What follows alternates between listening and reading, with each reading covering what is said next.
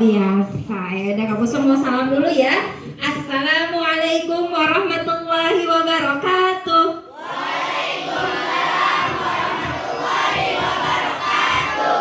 Wah, keren nih, semangatnya udah luar biasa. Tadinya kampus mau minta buat pulang, tapi udah hebat banget ya. Tepuk tangan dulu dong buat semuanya.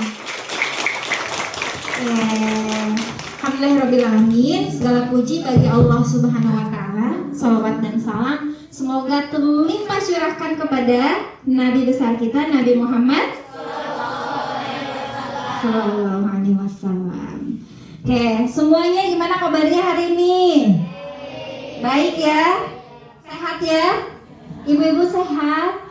Alhamdulillah. Adik-adik sehat semua? Kakak sehat? Alhamdulillah. Assalamualaikum warahmatullahi wabarakatuh. Waalaikumsalam warahmatullahi wabarakatuh. A'udzu billahi minasyaitonir rajim. Bismillahirrahmanirrahim. Sabbihisma rabbikal a'la alladzi khalaqa fasawwa walladzi qaddara fahada walladzi akhrajal mar'a faja'alahu ghusaan ahwa sanuqri'uka fala tansa illa ma sya'allah innahu ya'lamul jahra wa ma yakhfa wa nuyassiruka lil yusra fadzakir in nafa'atiz dzikra sayadzakkaru man yakhsha wa yatajannabuhal ashqa. Bismillahirrahmanirrahim. Assalamualaikum warahmatullahi wabarakatuh.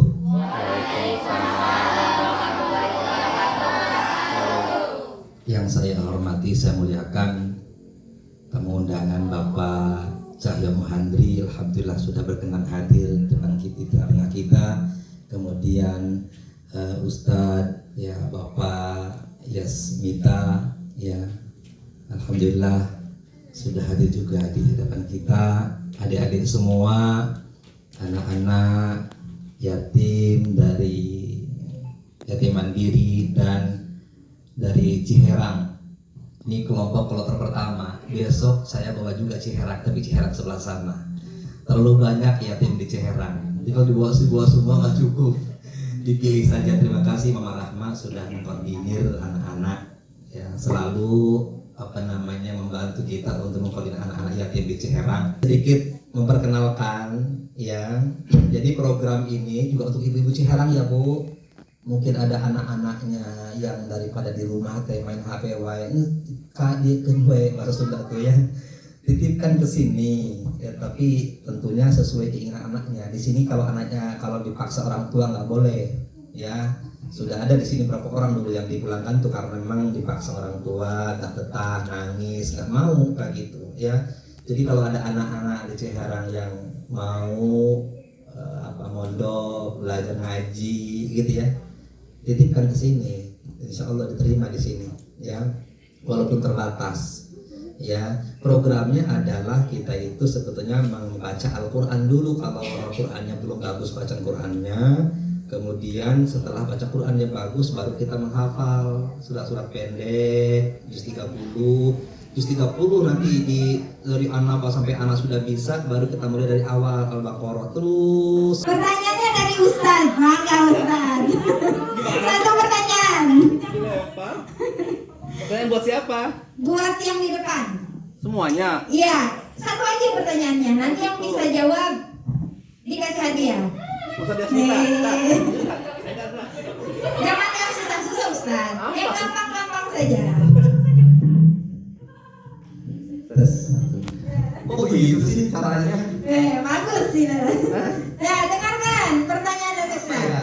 ya. Nggak susah kok. Ya, coba Coba sekarang sekarang puasa tahun ini, tahun hijriahnya tahun berapa? jangan lihat ke belakang.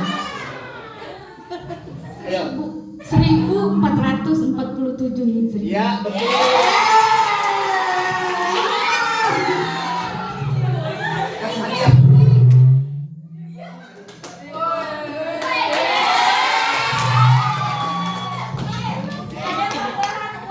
Udah, Bu.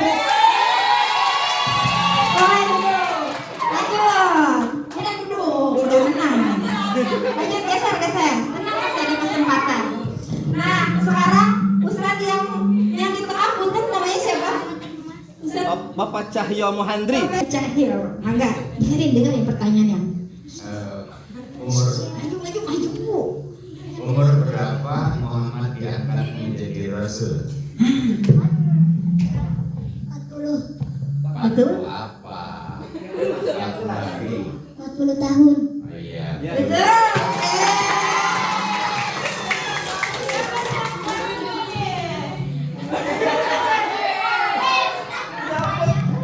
Double. Oke. Terakhir Ustaz, boleh ya? Boleh duduk. Oke. Baik, Ya gampang aja tuh, gampang. Hafiz, ya, namanya Hafiz tadi. Ya, dari Adi pertanyaan untuk Hafiz. Puasa bulan Ramadan termasuk rukun Islam yang keberapa?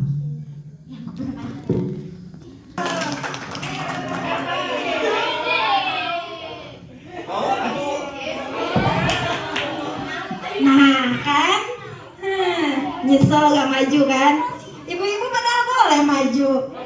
Bu, kalau bulan puasa itu, ibu yang paling ditunggu-tunggu apa bu? Iya pasti itu ya. Yang paling ibu senangi apa bu? Amalan apa yang ibu tuh, pokoknya kalau di bulan puasa itu harus taraweh. Apa lagi bu? Habis tarawih baca Quran. Habis baca Quran apa lagi bu? Udah pulang istirahat. Ya udah kalau gitu sekarang dapat hadiah dari Ustaz. Memberikan Fitri kerudung. Ada nanti di belakang berarti ya. Tepuk tangan buat Bu Rahmat. Oke, ya. Saya hanya ingin menyampaikan satu fenomena terkait dengan ikhlas. Saya ingin bertanya pada adik-adik, kakak-kakak dulu. Orang beramal itu harus ikhlas enggak? Kalau enggak ikhlas ada pahalanya enggak? Saya enggak sepakat. Bagi saya beramal tidak harus ikhlas. Karena ikhlas itu perjalanan menuju ridho Allah. Jadi ikhlas itu seperti tangga.